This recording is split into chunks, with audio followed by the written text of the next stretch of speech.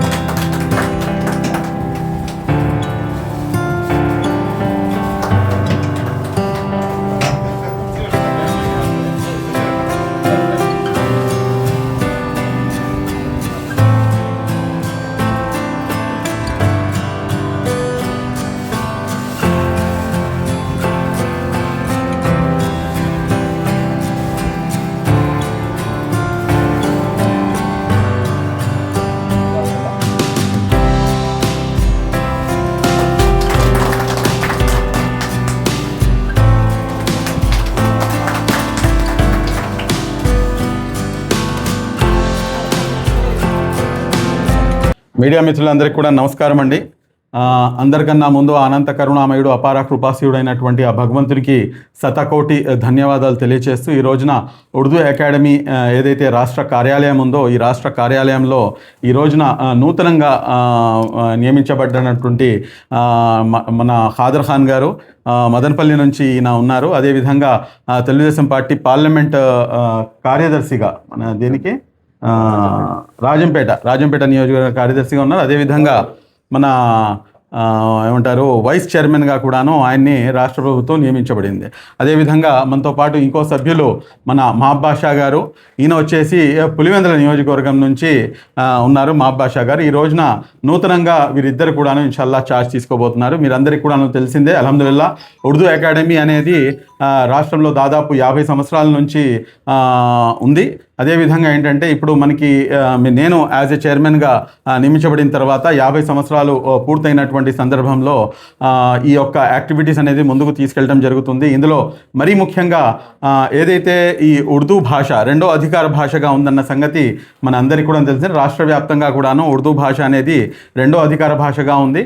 Urdu academy of Andhra Pradesh గతంలో ఎప్పుడు కూడాను చరిత్రలో లేని విధంగా అనేకమైనటువంటి కార్యక్రమాలను తీసుకొని ముందుకు వెళ్ళటం జరుగుతుంది. అందులో భాగంగా ఏంటంటే లిటరరీ కమిటీ, ఏదైతే లిటరరీ కమిటీ దీనికి ఉండాలో ఇప్పటిదాకా ఎవరు కూడాను లిటరరీ కమిటీని ఎవరు కూడాను ఎస్టాబ్లిష్ చేయలేదు. అటువంటి లిటరరీ కమిటీని కూడాను ఎస్టాబ్లిష్ చేసి ఇప్పుడు ఏదైతే ఇప్పుడు సమ్మర్ సెలవులు ఉండటం వల్ల ఈ ఉర్దూ అకాడమీ తరఫున నుంచి ఆఓ ఉర్దూ సీఖే అంటే రండి ఉర్దూ భాషను నేర్చుకుందామని చెప్పేసి ఒక బౌద్ధకరమైనటువంటి కార్యక్రమాన్ని రాష్ట్ర మంత్రివర్యులు గౌరవనీయులు శ్రీ ఎన్ఎండి ఫారూక్ గారు, అదేవిధంగా సలహాదారులైనటువంటి అహ్మద్ షరీఫ్ గారు వీరిద్దరి చేతుల మీదుగా దీన్ని మొన్న 2 రోజుల క్రితం దీన్ని లాంచ్ చేయడం జరిగింది. ఆ కార్యక్రమాన్ని కూడాను ముందుకు తీసుకెళ్తాం. అదేవిధంగా ఉర్దూ భాషకి ఎటువంటి మతంతో కానీ లేకపోతే ఒక ప్రత్యేకమైనటువంటి వర్గంతో కానీ సంబంధం లేదు.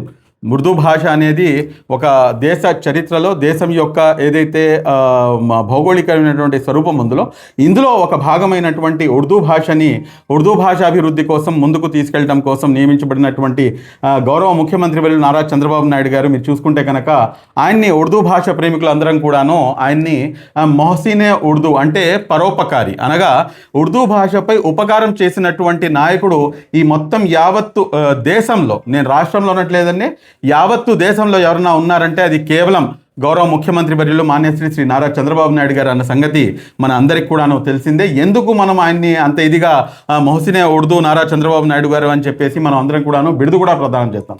దానికి గల మూల కారణం ఏమిటంటే ఈ రాష్ట్రంలో అందరికన్నా ముందు రెండో అధికార భాషగా చేసినటువంటి ఘనత ఈ రాష్ట్ర ముఖ్యమంత్రి వర్యులు మాన్యశ్రీ శ్రీ నారా చంద్రబాబు నాయుడు గారికి దక్కుతుంది. అదేవిధంగా మొత్తం దేశంలో మీరు చూసుకుంటే కనుక ఏకైక నేషనల్ ఉర్దూ యూనివర్సిటీ ఉంది. దాని పేరే మౌలానా అబుల్ కలాం ఆజాద్ నేషనల్ ఉర్దూ యూనివర్సిటీ. దేశం రాష్ట్రం ముత్తైద అంటే రెండు ఉమ్మడి రాష్ట్రం ఉన్నప్పుడు హైదరాబాద్లో మాను ఏదైతే నేషనల్ ఉర్దూ యూనివర్సిటీ ఉందో దాన్ని తప్పించి ఇంకా వేరే ఉర్దూ యూనివర్సిటీ అనేది ఇక్కడ లేదు. అదేవిధంగా రాష్ట్రం విడిపోయిన తర్వాత మరలా కర్నూలులో 144.9 ఎకరాల స్థలాన్ని కేటాయించి డాక్టర్ అబ్దుల్ హక్ ఉర్దూ యూనివర్సిటీని కూడా ఎస్టాబ్లిష్ చేశారు. అదేవిధంగా ఈ రోజున మీరు చూసుకుంటే కనుక స్పెషల్ డిఎస్సిలోనే ఉర్దూ భాషకి స్పెషల్ డిఎస్సి అనేది కేటాయించి ఉర్దూ భాషాభివృద్ధి కోసము అనేక మంది ఏమంటారు ఉపాధ్యాయులను నియమించినటువంటి ఘనత కూడాను నారా చంద్రబాబు నాయుడు గారికి దక్కుతుంది. అదేవిధంగా మీరు చూసుకుంటే కనుక రాష్ట్ర వ్యాప్తంగా అంటే ఉమ్మడి రాష్ట్రంలో అనేక ఉండే, నేను రాష్ట్రం విడిపోయిన తర్వాత సంగతి చెప్తున్నాను.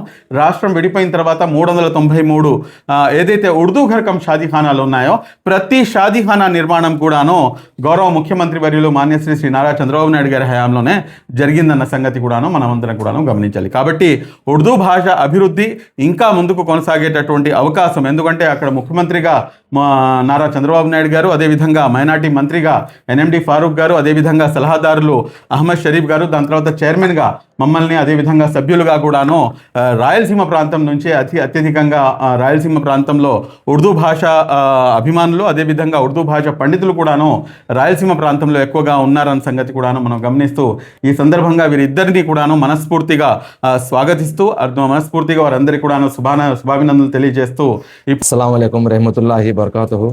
అందరికీ నమస్కారం. ఈరోజు చాలా సంతోషం.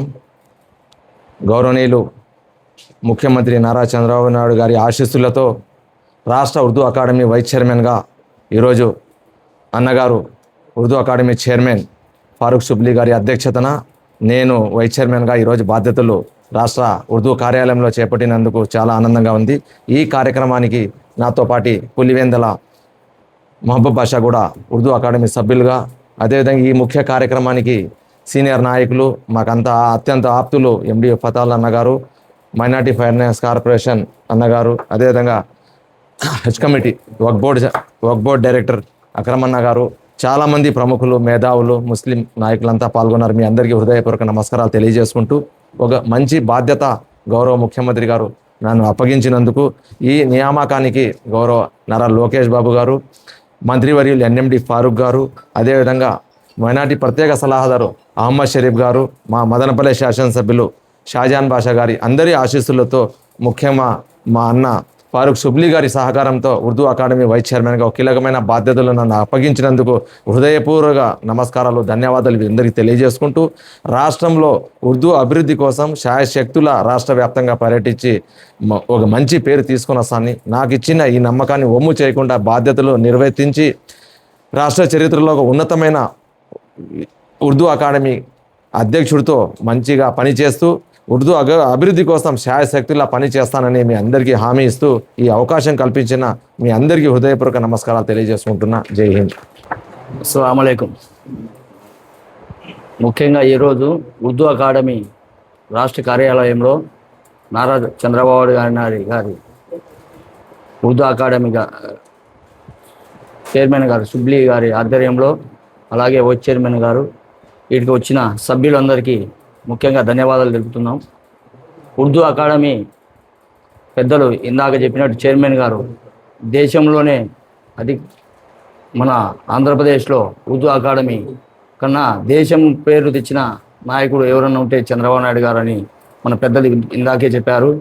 అలాగే ఇక్కడికి వచ్చిన డైరెక్టర్లందరికీ హృదయపూర్వకంగా వాళ్ళకి ధన్యవాదాలు తెలుపుతున్నాం పెద్దలు. అలాగే ఈ యొక్క కార్యక్రమానికి వచ్చేసిన వీళ్ళందరికీ ధన్యవాదాలు తెలుపుతూ, లోకేష్ గారు అయితేమి, మా మంత్రివర్యులు ఫారూక్ గారు అయితేనేమి, షరీఫ్ గారు, వీళ్ళందరి సహకారంతో ఉర్దూ అకాడమీ వాళ్ళ పెద్దల సూచనల మేరకు, మా చైర్మన్ గారి సూచనల మేరకు రాయలసీమలో, వెనుకబడిన రాయలసీమలో ఎంతోమంది ముస్లింలు అధికంగా ఉన్నారు కాబట్టి అక్కడి నుంచే 2 సభ్యులను ఇప్పటిదాకా ఎన్నుకోవడం చాలా సంతోషము. ఆ యొక్క వెనుకబడిన మన అధికంగా ఉన్న ముస్లింల రాయలసీమలో ఉర్దూ అకాడమీ ఉర్దూ భాష అభివృద్ధి చెందడానికి మా చైర్మన్ గారి సహకారంతో ముందుకు వెళ్తామని ఈ సందర్భంగా తెలుపుకుంటూ అందరికీ నమస్కారం. ప్రపంచ భాషల్లోకెల్లా తియ్యటి భాష ఏదైనా ఉందంటే ఆ భాష ఉర్దూ భాష. ఇటువంటి తియ్యటి భాష ఉర్దూ భాషకు మతం లేదు, కులం లేదు, ప్రాంతం లేదు. ఎవరైతే ఈ భాషను నేర్చుకుంటారో వాళ్ళ సొంతం అయిపోయే భాష ఉర్దూ భాష. ఇటువంటి ఉర్దూ అకాడమీకు చైర్మన్గా ఇంతకుముందు సోదరుడు ఫారూక్ షిబ్లీ గారిని నియమించడం జరిగింది. అలాగే ఈరోజు మరి ఈ ఉర్దూ అకాడమీ రాష్ట్ర వైస్ చైర్మన్గా తాజ్ ఖాన్ గారిని నియమించడం జరిగింది. అలాగే మహబూబ్ గారిని కూడా ఒక డైరెక్టర్గా నియమించడం జరిగింది. వీరు తెలుగుదేశం పార్టీకు ఒక సైనికుల్లాగా, ఒక కార్యకర్తల్లాగా ముందుండి ఏ కార్యక్రమాలు రాష్ట్ర కార్యాలయం నుంచి వీళ్ళకి వచ్చినా కూడా ప్రతి కార్యక్రమాన్ని కూడా వీళ్ళు తూచా తప్పకుండా పాటిస్తూ తెలుగుదేశం పార్టీ ప్రభుత్వం కానీ ఏదైతే కార్యక్రమాలు చేపట్టిందో ఆ కార్యక్రమాల్ని ప్రజల్లో తీసుకువెళ్ళే క్రమంలో వీరు ముందు వరుసలో ఉన్నారు.